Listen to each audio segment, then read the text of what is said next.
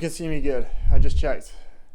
You can, yeah. I've reviewed this man several times in the past. I've produced for this man in the past. He's got a brand new record out right now. We good, but we not. We good. We good, but we not. We good, but we not released last week. I was genuinely really eager to hear this. I was very excited for this. I'm gonna be transparent, you know. This gentleman right here, this up-and-coming underground New York rap musician, Kamron Bahani, has DM'd me every time a new project's around the corner saying, yo, would you be able to make a review for this one? And I'm always like, bro, I appreciate that you hold my thoughts on your music to such a high value. I will definitely make the effort to try. I didn't do it with the last one because I was, you know, I was on it, you know. I thought, you know what, I'll just like message my thoughts, keep it at that. But you know what, he's so friendly. He's such a friendly dude. It's my pleasure. The pleasure is all mine to make a review for your projects, you know. Let me check if it's still recording because, you know, I'm just antsy about that. Alright, cool. If you watched my previous reviews that I have currently still on my channel, I believe both of them are still there. They were for his projects Menace and Thy Fear, Thy Fall, Thy Succeed. Both of which I scored a 6, I think. I thought they were competent in what they were aspiring to be, but, you know, I wouldn't consider them standout or great. I thought there was promise and potential. You know, Kamron definitely has skill on the mic. His beat selection, he knows his sound, he knows what he wants to do, what he's aiming to be. And am I necessarily the target audience for that? Maybe. You know, if it's catchy, if it's handled well, if it just hits the pleasure center for me, it's possible. So I'm always like curious to see if the next project's gonna be the one. So I was eager to hear what this new one was gonna bring forward. And I'm gonna be completely real with you guys. I'm so happy to say this. I'm so happy to say this because I know Cameron's gonna really appreciate this because I'm being totally sincere when I say I have had so much fun with this album. I love it. I genuinely think this album is sick. I really fuck with this record, man. Like, I feel like I'm gonna praise this shit a lot in this video, and maybe some of you watching might be like, "Yo, you really like fuck with this album. I gotta give it a try. See what it's all about." And in which case, you definitely should. It's a short album. It's only like 26 minutes. It definitely respects your time. It does not waste your time. So if you don't end up enjoying it that much, 26 minutes lost. Whatever. It's especially not a waste of time if you do enjoy the music. And in my case, I actually think this is really, really good. This is actually really dope. But I feel like some people will come away from this video maybe wanting to try it out, and they do try it out, and they'll be like, I mean, it's alright, you know, like, what's that special about it? There's nothing really that special about it. And I would understand that, but I'm gonna break down exactly the value I got from listening through this release, even though it is a very generic, competent pop rap record. He ticks all the boxes for like what you would catch on like a radio friendly charting pop rap release. But I think on this album he has elevated that format into something genuinely quite compelling and really replayable and addictive. I've heard this album a lot. I really fuck with it, and I feel so great to be able to say it. Yeah, anyway, so let's get into the content of We Good But We Not by Kamron Bahani, 2021. I'm excited to say that I'm excited to talk about these songs. This record musically, just sonically, how it comes across, I know Kamron does not like this comparison, but it is truly how this record, you know, how it will be received by people. This album, in one sentence, I can say, it runs musically like a really good Bobby Tarantino project. Like, when it comes to the sound you're hearing, the production, the approach, the styles, the hooks, you know, it runs like what Logic's going for on a Bobby Tarantino record. But done super well, you know, like that's sort of how this comes off first listen. However, I think if you dig deeper and listen to it some more, you'll find that this record does end up providing a bit more thematic purpose than that statement would initially should suggest. Especially in the second half, like style-wise, Kamron is really a jack of all trades here, and he always kind of has been, even back on like the Magnum Opus Open. You know, that's an early like tape from from like, that's like pre my review. But he established even back then that he is very able to adapt to different sounds. He sounds very comfortable in the lane of hip hop, regardless of the style, whether it's boom bap or West Coast or trap. And we get that here too, you know, you get some cloudy trap production on Woi-Oi. Swiper has like a West Coast kind of bounce to it as well. Even Oxytocin showing more of like a sensual kind of R&B influenced feel. But content-wise, this record tackles indulgence slowly kind of turning into fear through the lens of what fame could potentially lead to, and the people you're surrounding yourself with not being as trustworthy as they may seem. It's like a slow degradation from luxury to paranoia is sort of what this record's about. Like, it starts off like, we good, you know, we got money, we're making music, you know, everything's cool, but it comes with some baggage. We good, but we not. That is the narrative here. There's a lot of lines here about Kamron not being able to fully trust those around him, desperately trying to see through all the cracks. And the production here is honestly, it's industry grade. It's really clean. It's nice. There are a few weird mixing choices, which I'll touch on later, like on Condition or Classic and Moon. It starts off right away with a Sopranos quote, like a mob boss character basically talking about appreciating the little moments, kind of segueing nicely into the very celebratory first half where we get the intro track. The track titled Intro, not the intro skit. The track that's has the sample. It sounds like you're going to like a carnival and you're like on like acid or some weird hallucinatory drug. And everything's all just like bubbly and like, whoa, it's all like kind of, it's a really triumphant sounding sample, and I love Kamron's flows on this track. I love how he darts around and toys with it, how bouncy he can make his voice fit along with this beat. I'm getting a sense on this record he's kind of experimenting with the strengths of his voice more often. Like, he'll find subtle little flow pockets. Like, he's adapting to the production more confidently on this album. I really enjoyed noticing those smaller details in his verses on subsequent lists. This track is very braggadocious in tone. It's not the most lyrical song. There is a very nicely timed beat switch too halfway through the track. You know that carnival analogy I mentioned earlier? Yeah, the second beat sounds like you're destroying that carnival. It gets really like gritty and nocturnal in the second half, but it fits really nicely. I think Kamron makes really great use of the space that this beat allows him to have. Things definitely take a significant turn in the second half where things get a lot more somber. I think Oxytocin is kind of the first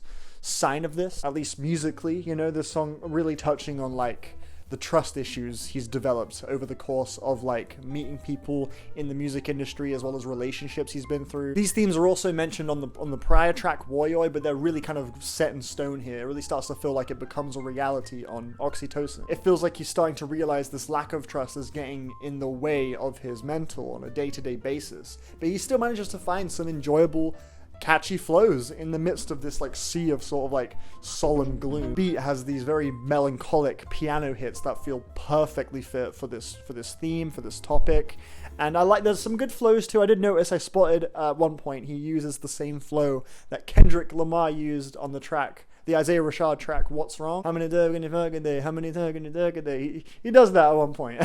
And at first I thought maybe like the flow switches and the technicality of his rapping was kind of contrasting awkwardly with the dramatic nature of the song. Like, I was like, okay, are you trying to make me cry, or are you trying to show off how cool of a rapper you are? Like, what's going on here? That's how it hit me at first. But again, on repeated listens, I kind of got the sense that the playful approach to his rapping is making it seem like the rapping is the only escape he's getting from the stresses of the people he's surrounded with, or they just want the perks. They're not really there because they care. And the skits really speak to that as well, especially the We Not skit. Again, I think it's Sopranos. I think it's actually, no, I looked it up. It's A Bronx Tale. It's talking about like gangsters have a thing about flowers. They think if they give as many flowers, then they care the most, but no one really cares. Like, it's all kind of a show. I feel like Kamron really sinks lower and lower as we continue into the second half. The final track, Catharsis, a great beat on that track. I love the dismal tone of it. Again, some very solemn piano right there. I like that line about the being tempted by forbidden fruit, kind of likening like these like temptations, the people around him to sort of like like the devil, like they're like luring him in. There's a line where he calls himself nameless, like he wants to just remain nameless, where you really feel that kind of like that sorrow. Found more solace in gin and tonic, and rather than love that was honest. He had a cool rhyme scheme there. There is also a hopeful tone to this track too, it being the ending. There is some resolution, some like concrete conclusiveness to the narrative he's trying to tell. In that despite the tribulations he's detailed across the record having broken him down to this low mental point, despite that he feels like he's grown and matured a lot. Because of it, he understands himself better and he's able to grow and build back to something even better than he was at before. And you get that sense as well with this track. So it's like, it's a sad ending, but one with an implied glimpse of hope, which I thought was really appropriate. The track before this, More Than You Know, was a real gut wrencher. I don't want to get the details wrong, but it sounded like he was talking to his brother, who may or may not be deceased. I don't want to get this detail incorrect, but with the references to heaven's, walking through heaven's door, like who's going to be the best man at my wedding, it seemed like he was implying that this person isn't around anymore. It sounded like he was talking about a brother. If I'm getting any of those details wrong, let me know. But regardless, it was a really powerful song. I loved the verse he penned here. That line about where he mentions like growing up with them, playing basketball with them, but then they noticed their eyes would wander a lot and it would be concerning. Kamron brings up autism on this track, how this person suffered from it and how seeing it develop would be really difficult to deal with him and his mother as well. It was the most openly vulnerable I've ever heard Kamron. I loved the drums on this track too. I loved how rugged and raw they are. They really gave the song a very powerful kick that emphasized a lot of these themes. The only thing I didn't like about the song, probably the singing at the end. I wasn't huge on the singing. I'm not sure who that was. They're uncredited, but they sounded very Frank Ocean-ish. Like some of the syllables sounded like they were really trying to sound like Frank Ocean. The voice itself is okay, and the way it was mixed was a little dry. You know, whatever though. Regardless, the song is still very passionate and very beautiful. Bringing us back to the first half though, there are some legit bangers. Swiper. Oh yeah. The only thing I would say about this track that I wasn't a fan of was just how quickly the beat did switch. I feel like there was a great song in both of the two beats that appear on this song, but we only really got to spend like a small amount of time with either beat. I would have liked some more development, but that doesn't matter when he sounds this freaking confident, this freaking catchy on both of these instrumentals. I feel like he's making really good use of the kind of natural gruff tone in his voice, like finding some cool strengths in it, like in clever ways. There's also Moon, which was the first single to drop from this release years ago, I think, I want to say. I feel like I heard this track a while ago. I didn't really care for it at first, but in the context of this record, it fits quite nicely. It's very catchy. Those sprinkly bells that loop in the beat, they sound lovely. And that like C3, M3, Audi, there's a cool little bounce to him on the hook that fits really nicely. The only thing I don't like about the track is the bass, the 808, the sub bass is mixed really weirdly. I don't know if I like it. That's the only thing, but besides that, the core tune is solid. Satisfy would be the first, like, wow moment, though. That track is a stunner. I freaking love the hook on this song. The way he hangs on the note and sings really beautifully with that, while you like it, really catchy. That's just been in my head like fucking mad. The effects on Kamron's voice, I think, are very cleverly implemented. That is actually another problem I would say I have, though. Some of the vocal effects are a bit distracting. Sometimes I feel like there's a bit too much reverb on Kamron's voice. On the track Condition, on the hook, when he has like those layers, like the ain't gonna happen no more, ain't gonna happen no more, sounds a bit awkward. I think maybe someone else should have done that bit. It sounded a little clunky. And the very end of Oxytocin, there's like a beat switch where like the vocal echo kind of smothers the mix a little too much for me. So sometimes the vocal effects are a bit shoddy in my opinion, but on Satisfy they work so well. The lyrics here kind of emphasizing the downsides of giving into the temptations of love. There was a skit right before this track sort of battling the importance of love and fear. Is it better to be loved? Is it better to be feared? And I feel like this track nicely expands on that question. It's this thematic cohesion between the themes of the tracks, the skits. It all feels like it's like contributing towards the larger narrative, and I think that's what separates this quality-wise from his last few releases. I feel like that's what makes this such a fulfilling record. On Condition as well, there's a lot of lyrics on that track about self-fulfillment, not needing to rely on those people around him that he's not sure if he can trust, and instead finding value, that same strong value, just by himself. I think all of the themes, all of the lyrics, like nothing feels wasted. It's 26 minutes, it feels very succinct, respective of your time. It gets across all of these things so bluntly, cleverly, with a lot of heart, And no, it's not the most out there experimental or like, you know, like, yeah, it's a pretty standard sound. Again, it kind of runs like a Logic mixtape. I really hate how that sounds like an insult. But you know, like, yeah, like that's how it sounds on a musical level, like with the sound palette, the production choices. But I feel like he's used that template as a vehicle to convey something legitimately really compelling, and I found like a great deal of value in that story. And I think that's what kept me kind of coming back to it, why it kept growing on me. Like every time I would hear it, I feel like it would grow on me, because I feel like I genuinely found like some layers to what Kamron was doing here. On top of it being a very catchy album with a lot of impressive rap performances from Kamron himself and some solid production, like in my opinion. I think in 2021 there's been some great rap albums. You know, Isaiah Rashad's new one is dope. Pink Sifu, amazing.